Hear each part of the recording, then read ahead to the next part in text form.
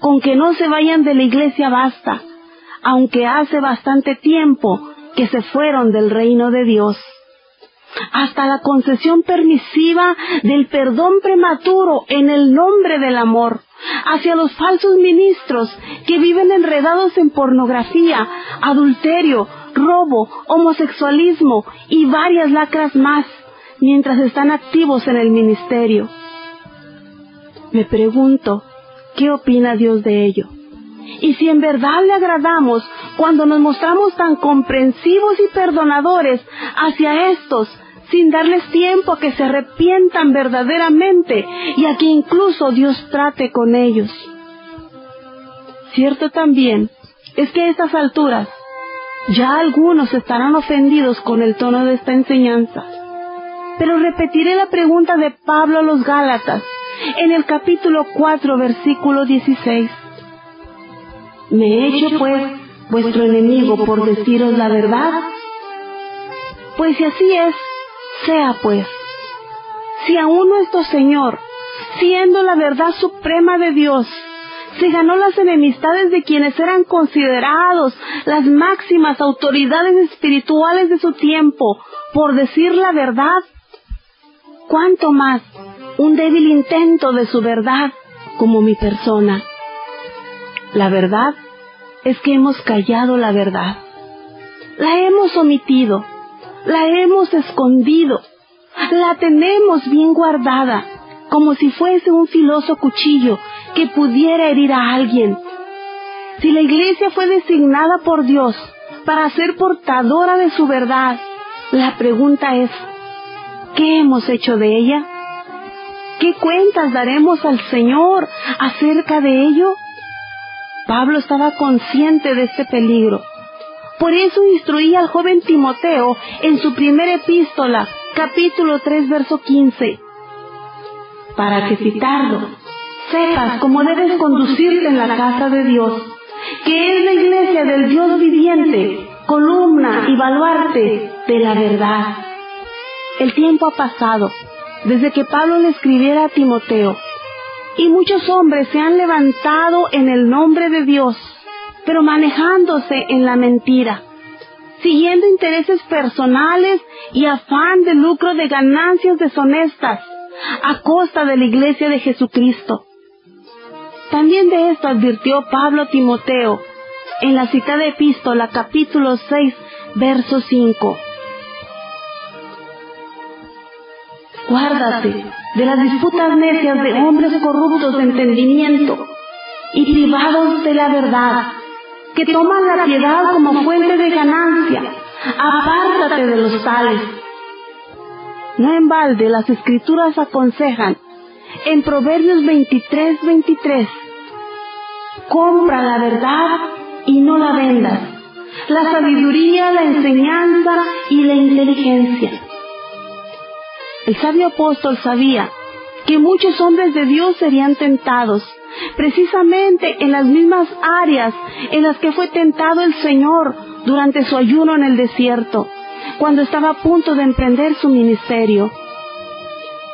Las áreas en las que el Señor fue tentado, pero sin pecado, como lo declaran las Escrituras, son: número 1, en sus necesidades básicas como el alimento. Mateo capítulo 4, verso 1 al 3 nos dice: entonces Jesús fue llevado por el Espíritu al desierto para ser tentado por el diablo. Y después de haber ayunado 40 días y 40 noches tuvo hambre. Y vino a él el tentador y le dijo: si eres hijo de Dios, di que estas piedras se conviertan en pan. Todos nosotros sabemos que el Señor refutó al enemigo con la palabra de Dios. Pero a diferencia del Señor, muchos han sucumbido. Han vendido la verdad por temor a perder el sustento, por creer que su cheque mensual proviene de los hermanos de la congregación y no de Dios. La segunda área en que el Señor fue tentado fue en su sometimiento a Dios. Versículo 4 al 6 de la misma referencia dice: entonces el diablo le llevó a la santa ciudad y le puso sobre el pináculo del templo y le dijo: si eres hijo de Dios, échate abajo, porque escrito está, a sus ángeles mandará acerca de ti, y en sus manos te sostendrán, para que no tropieces con tu pie en piedra. Pero ¿por qué afirmamos que fue aquí tentado en su sometimiento a Dios? Porque es evidente que esas no eran las indicaciones de Dios, sino las de Satanás, aun cuando el astuto enemigo usó la Biblia con una maestría que envidiarían los falsos ministros de la actualidad. Algo que nos es muy table considerar es que el enemigo de nuestras almas usó y tuvo acceso a elementos considerados santos por nosotros, tales como la santa ciudad, el pináculo del templo y la misma palabra de Dios. Y si él tenía acceso a esos lugares, ¿por qué negarnos a aceptar la infiltración de sus esbirros?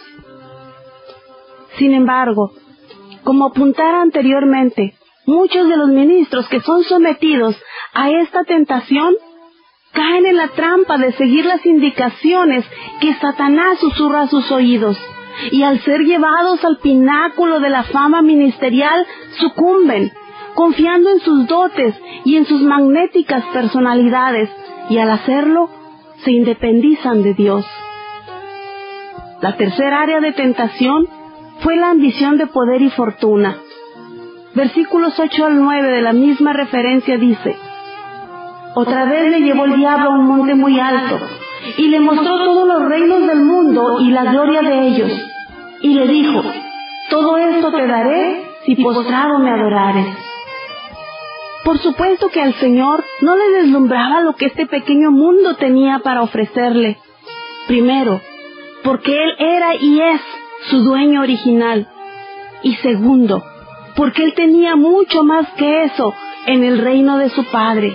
Lo que hizo el torpe diablo fue el equivalente a un pobre ciudadano invitando a su casa a un personaje prominente, como por ejemplo el presidente del país, y tratando de tentarle con sus escasas pertenencias. Torpe, pero qué torpe diablo. Tristemente esto no sucede con muchos de los llamados ministros de Dios, los cuales son deslumbrados por el brillo enceguecedor del poder y la fortuna.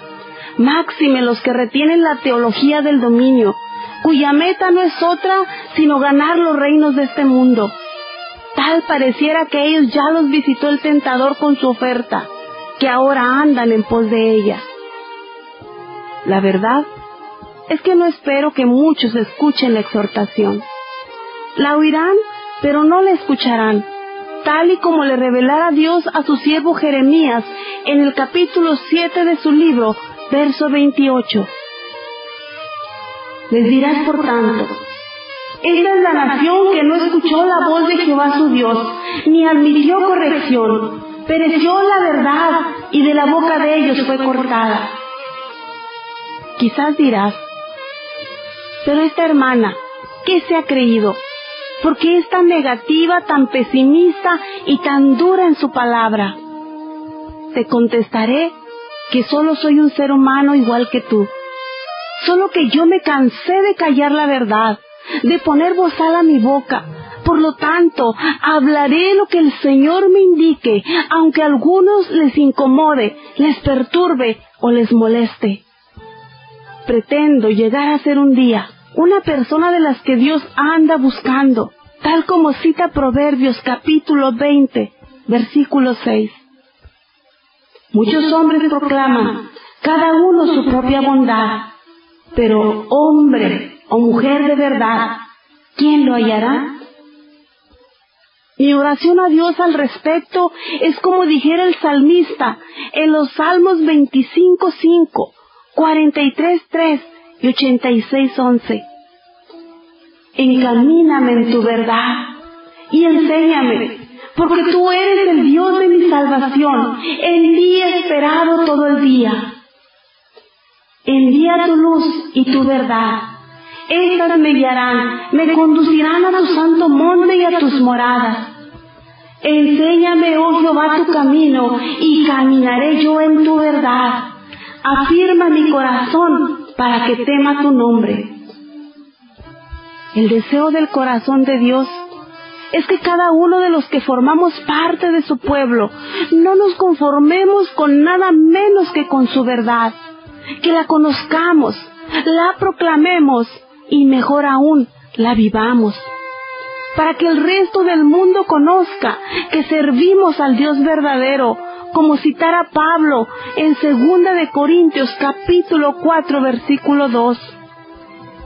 Antes bien, renunciamos a lo oculto y vergonzoso, no andando con astucia ni adulterando la palabra de Dios, sino por la manifestación de la verdad, recomendándonos a toda conciencia humana delante de Dios. Vayamos pues en pos de la verdad. Trabajemos alrededor de ella. Edifiquemos teniéndola por fundamento. Acallemos la triste queja divina expresada en Isaías capítulo 59, verso 14. Y el derecho se retiró, y la justicia se puso lejos, porque la verdad tropezó en la plaza, y la equidad no pudo venir. Amado hermano, aún estamos a tiempo de volver nuestro rostro a la verdad de Dios y desechar la mentira, apartarnos del error. Tenemos promesa de Dios al respecto, por boca del profeta Jeremías, en su capítulo 33, verso 6. He aquí, que yo les traeré sanidad y medicina, y los curaré y les revelaré abundancia de paz y de verdad. Si tú, hermano, has sido partícipe de esta enseñanza y la has oído hasta el final, escucha la voz de Dios que te invita a que te vuelvas a su verdad si es que te encuentras extraviado de ella. Si te sientes confundido respecto de cuál sea la verdad, vuelve tus ojos y oídos a la palabra de Dios. Llénate de ella y estarás llenándote de la verdad, pues toda ella es verdad. El mismo Señor Jesucristo lo declaró en el Evangelio según San Juan, capítulo 17, verso 17. Santifícalos en tu verdad, tu palabra es verdad. Dios te bendiga y te guarde. Oremos. Padre de la gloria, muchas gracias, Señor, en este día, por el privilegio enorme, Señor, que nos brinda de participar de su palabra. Señor, gracias. Padre de la gloria, ruego en este momento por cuantos escuchen esta enseñanza, Señor. Padre, que sea su Santo Espíritu tocando los corazones, que sea su Santo Espíritu convenciendo, Señor Santo maravilloso, que esta enseñanza, Señor, sea de beneficio, de bendición, de exhortación para todo oyente, Padre. Señor Santo, que podamos volver nuestro corazón a su verdad. Señor maravilloso, levante, Señor, aquel que se ha alejado de la verdad. Vuelve el corazón, vuelva la vista, Señor, de aquellos que se han desviado de su verdad. Padre Santo y maravilloso, se lo ruego en el nombre glorioso de Jesús, mi Señor y Salvador. A usted sea toda la honra y la gloria para siempre. Amén.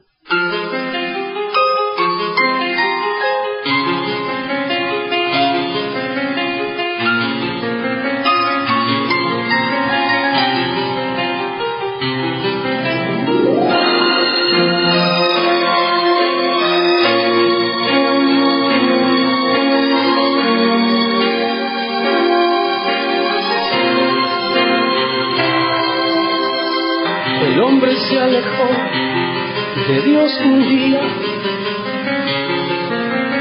y quiso hacer las cosas a su modo.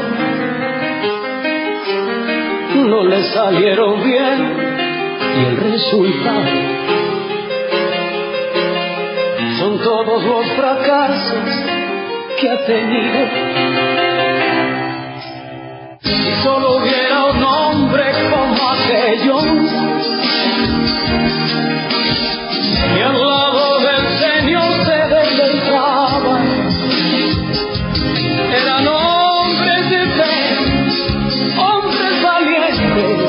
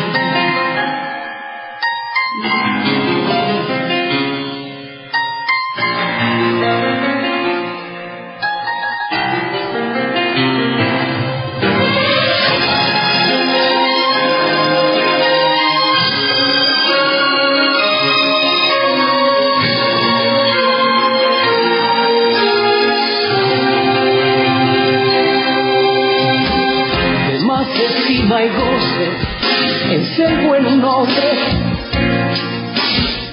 que todas las riquezas y la fama de nada servirán esas conquistas, si a cambio has pagado con tu alma. Procura no herir los sentimientos de aquellos que te estiman y te aman. Sé humilde siempre y cuida tu familia, porque sin ella el hombre no es nada. El hombre que anda sin Dios nunca podrá estar a salvo, por más bienes que posea, no será más que un esclavo. Manifiéstate ya, oh Dios de las alturas, rómpeme el corazón con tu ternura, Señor.